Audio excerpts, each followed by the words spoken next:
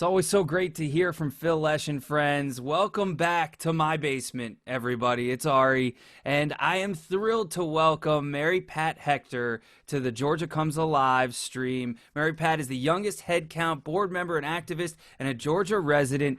You're staying super busy, Mary Pat. Thank you for making the time for us. No, Ari, thank you so much for having me. I know things have been really crazy on the ground here in Georgia. And so I'm just happy to be able to take this time with you and really talk about what's happening here. Before we talk about all that, you got to tell us about what it was like to run for office at 19, the youngest candidate ever in the state of Georgia.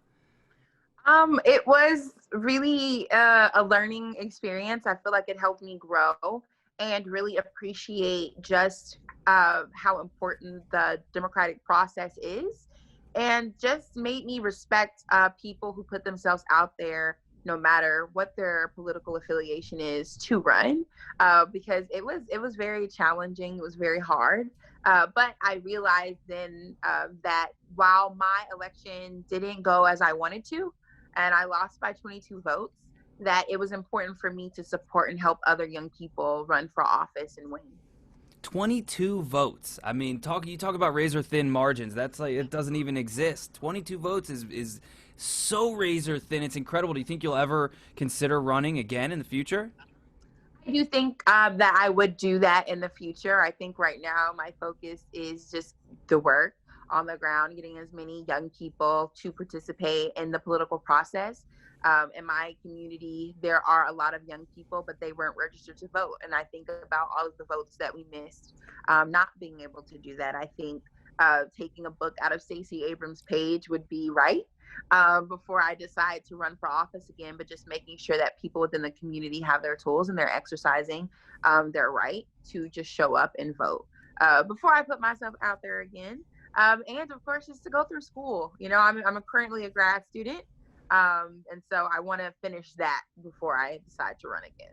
That makes a lot of sense. You got plenty of time. You're what, 22 years old? It's amazing what you've accomplished thus far in your life and the work that you've done. I want you to tell us about your work as a program strategist at RISE, and also the Georgia Black Youth vote coordinating that you've been doing.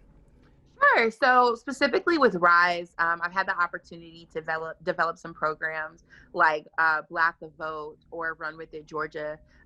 With Run With It Georgia, we were able to invest $2,000 in individual projects that are spearheaded specifically from young people who are students here in the state of Georgia, just because there's so many organizations and people doing the work, but who's really investing in young people doing this work? Not many people right now. And so just supporting them in their small projects. Specifically with Black the Vote, we were able to train over 500 students across the country, many in the state of Georgia, to show up and become poll monitors, learn how to become a poll worker, serve as election protection monitors on election day, and assist in fighting voter suppression. So I was very proud in November when we saw what we did across the country and many of our Black the Vote participants working on the ground. And then now, being a Georgia peach, seeing where we are, and I'm just excited to see that we were able to continue Black the Vote beyond November the 3rd. And we have actually, our last training was yesterday. Not yesterday, 2 days ago, Saturday, where the young people weren't just learning about, of course, voter suppression, but they were also learning about candidates that will be on their ballot that they don't know, like public service commissioner, and how to encourage people within their communities to make plans to vote. But with our work at the Black Youth Vote, as the Black Youth Vote coordinator, we've just really been ensuring that we have text banks happening, that those trainings for election protection are happening through organizations like RISE and others, and that young people are being plugged in on the ground canvassing. So many of our work through Black Youth Vote have been going into those rural parts of Georgia, knocking on doors. I know we're literally in the middle of a pandemic. Many people are like, y'all are crazy. But the truth is, there are communities in the state of Georgia and counties that don't have broadband, that don't know what's happening on TV, that don't have social media, and need to know that there is an election coming up. And when we are in those communities, like, you know, South Georgia, and they're like, okay, we just voted. Yeah, you voted in November, but you have to show up and vote again in January. And just explaining to them the importance of the Senate race, because sadly, many people don't know unless you tell them. Right. Right, for sure. Now, we've heard about a lot of these grassroots organizations that helped mobilize and get out the vote leading up to November 3rd. It's been a national storyline, but what aren't we hearing about as far as all of these grassroots movements and encouraging the vote, and what's really happening in Georgia and what has been happening over the course of the past 4 and 8 years? Absolutely. One, that Black women are leading many of these movements. I know a lot of people highlight Stacey Abrams, and that is important. But beyond just Stacey Abrams' work, there were women like Tamika Atkins, Nsé Ufot, Helen Butler, Deborah Scott, and many more that assisted her in ensuring that we were able to register that many Georgians. And they continue this work literally 365 days a year. Beyond that, just the fact that young people are also the heartbeat of those organizations. We saw in Georgia that it was young people that literally showed up, and we wouldn't be having this conversation right now if it wasn't for young Black voters. And I can truly say that young Black voters have stepped up in this state. And again, they are the heartbeats of these organizations, and they're mobilizing and doing the work each and every day. And so while I like to believe that I'm like the only 22-year-old out here doing the darn thing in Georgia, I am not. I know so many young people like Trelawney Joyner and others in the state of Georgia who are doing amazing work. It takes a whole lot of people to create a movement, and you guys have done it. It's been incredible to see. A lot of people have a lot of gratitude for the work that you're doing all across the country and everyone in the state of Georgia as we continue to pay attention leading up to the runoff elections. Now, you're the youngest member of HeadCount's board. Tell us about what that experience has been like so far. Yeah, it's been amazing to just see just really the growth. One thing that I can truly say is I'm amazed at just how well a head count has adopted within the circumstances that we're in.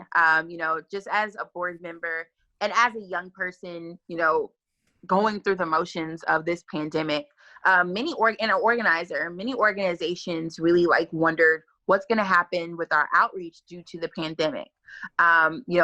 Specifically, many of these organizations I know in the state of Georgia were having conversations internally about how they were going to keep their staffs on, right? Like how they were going to be able to mobilize, when you're getting funding from, when you're a nonprofit and you're getting funding from funders, they want to see, numbers. They're not able to go out in the field like they used to and get those signups. And so I can truly say, many organizations adapted and they relied a lot on digital and relational organizing. But specifically for me, HeadCount was literally a pillar in just organizing this year. And the fact that they were able to get hundreds of thousands of people registered to vote, literally online, not doing any in-person events really. And they really just took it to an entirely new level. And I'm proud to say that I was a part of that, being on that board.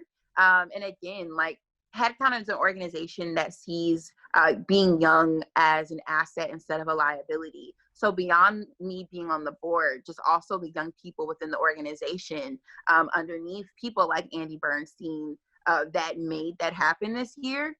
It's truly amazing to see. So I'm proud to be a part of an organization that has really changed what organizing looks like for many organizations and has really become a pillar, way beyond its time. And Yeah. I believe many orgs are going to be looking at what HeadCount did this election cycle moving forward.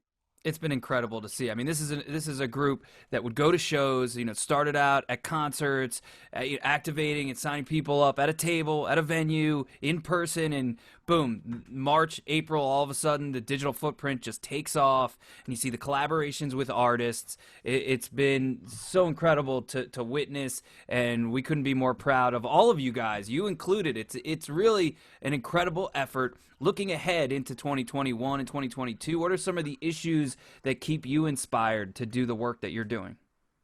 Absolutely. Issues like college affordability in this country, the student debt crisis, of course, healthcare. We are literally still in the midst of a pandemic, and it's getting worse for states like Georgia, where there aren't many requirements, or that where there should be in order to keep people safe. And so healthcare for me is extremely important. And of course, other issues that really prompted young people of color to show up and vote in the first place, like the need for conversations on race, and how many of our issues politically are impacted by just the people's skin. I'm trying to stay nonpartisan because this is a nonpartisan platform, and I represent nonpartisan orgs. But for me specifically, those are the things that keep me wanting to do this work. Well, it's expanding the fairness, if you look at it in one way, right? Yes, I mean, at this absolutely. point, you can phrase it like that. It's cool. That's fine. I get it. I'm totally with it. And I'm so glad that you were here to hang out. It's such a joy to talk to you. An incredible spirit and great energy. And we appreciate all your efforts this year and going into next year as well. Wishing you all the best, Mary Pat Hector. Wonderful to meet you. And thank you for jumping into people's living rooms today. Thank you so much, Ari, and I hope we have good news on January the 5th. I'll definitely reach out and tap in and let you know how I'm feeling. I love to hear it. Fingers are crossed for sure. That's Mary Pat Hector, the youngest HeadCount board member. And right now we're going to get back to the music here on Georgia Comes Alive, because that's what we do. And if you head to georgiacomesalive.com, by the way, you're going to see all kinds of different activations and chances for meet and greets with some of our favorite artists. There's one that J-Mo from the Allman Brothers, you know the Allman Brothers,